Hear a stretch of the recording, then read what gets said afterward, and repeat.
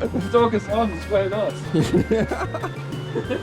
Aber kein Wind. So sieht's aus, Freunde. Kein Wind, dafür aber auch fast komplett flat. Das hält natürlich nicht davon ab, denn mit einer ordentlichen Portion Stoke und ein bisschen gut zureden, sollte das doch machbar sein. Ja, geht schon was, guck mal. Und damit herzlich willkommen auf meinem Kanal, auf dem wir zusammen surfen gehen. Ich nehme euch wieder mit, egal wie groß es ist oder wie klein es ist, denn es macht immer Spaß und es gibt vielleicht auch immer ein bisschen was zu lernen. Und damit rein in die Folge. Tatsächlich finde ich so kleine Wellen in manchen Sessions echt ganz gut zum Üben, vor allem wenn es schön glassy ist. Das hat einen ganz speziellen Grund, den will ich euch gleich verraten. Im Grunde funktionieren Wellen nämlich immer gleich und dabei ist es vollkommen egal, ob die nur 50 cm hoch sind oder 30 Meter groß sind. Also um es mal ganz extrem zu machen, das Beispiel.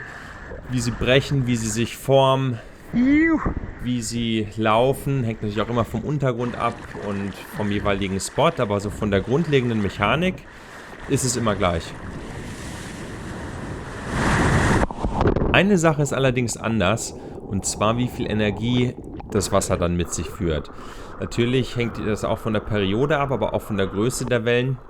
Man kann auch natürlich sehr kleine Wellen haben, die noch relativ viel Energie haben, aber grundsätzlich, wenn die Wellen sehr klein sind und die Periode sehr kurz ist, ist da sehr wenig Energie drin. Umgekehrt, wenn die Periode groß ist, die Wellen groß sind, wird ordentlich Energie im Wasser transportiert.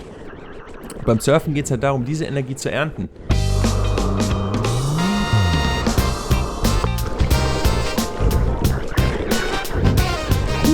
Wenn ich jetzt nur eine ganz kleine Welle habe, so wie hier, dann muss man schon sehr präzise in der Welle fahren und seine Leinen gut wellen, um dieses letzte bisschen Restenergie da rauszuholen. Bei einer größeren Welle im Umkehrschluss, die ja eine große Face hat, viel Platz hat, viel Energie mit sich führt, kann man relativ unpräzise fahren, muss nicht ganz so sauber die Line fahren und hat trotzdem immer genug Energie, um noch einen guten Turn irgendwo reinzuzimmern.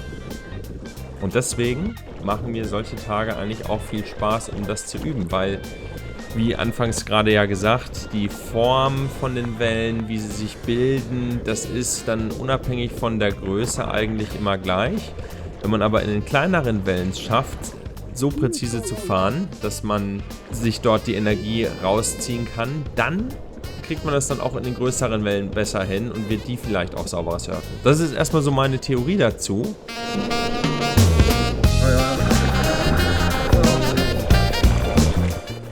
Bin mal gespannt, was ihr davon haltet, ob ihr das genauso seht oder nicht. Lasst mich mal in den Kommentaren wissen.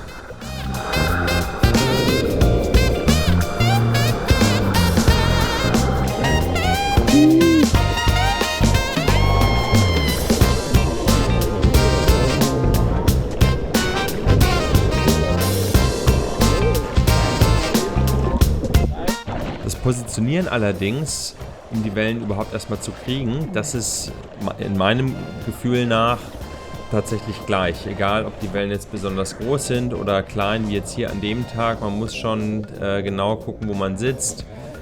Man sitzt relativ schnell zu tief. Man sitzt manchmal relativ schnell ein bisschen weiter aus und dann kommt man nicht mehr gut rein. Das ist eigentlich bei kleinen wie großen Wellen gleich.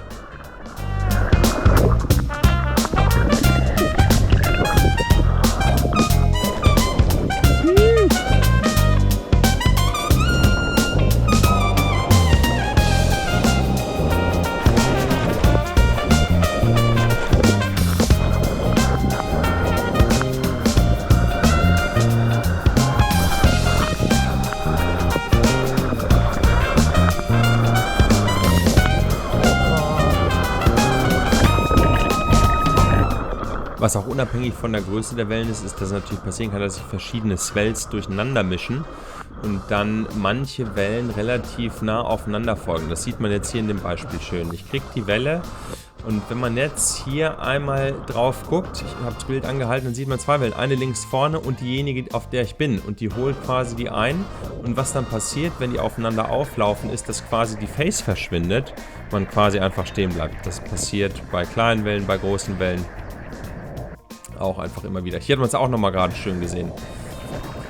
Von hinten auf die andere Welle aufgelaufen, weil an dem Tag sich zwei Swells überlagert haben.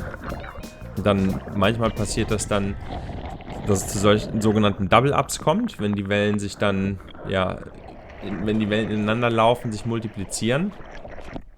Und dann werden die für einen kurzen Moment ein bisschen höher und kriegen ordentlich Push. Und in der Regel aber oft kommt es dann eben vor, dass die so knapp hintereinander laufen, sich gegeneinander einholen und dann, wenn sie von hinten auf die andere aufläuft, dann die Face der Welle verschwindet, auf der man gerade fährt.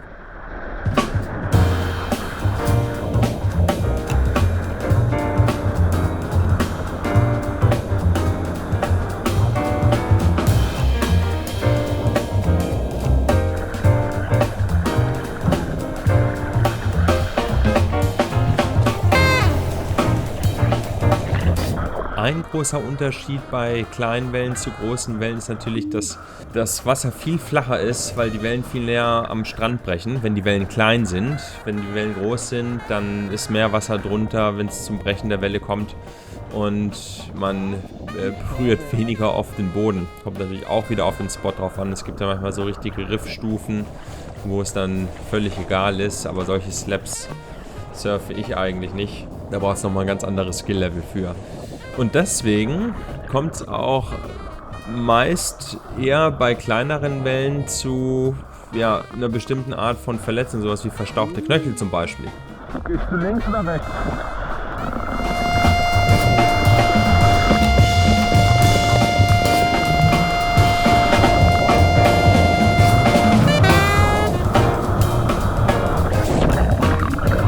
Wir sind am Ende der Session angelangt. Ich hoffe, es hat euch gefallen, mindestens genauso sehr wie mir.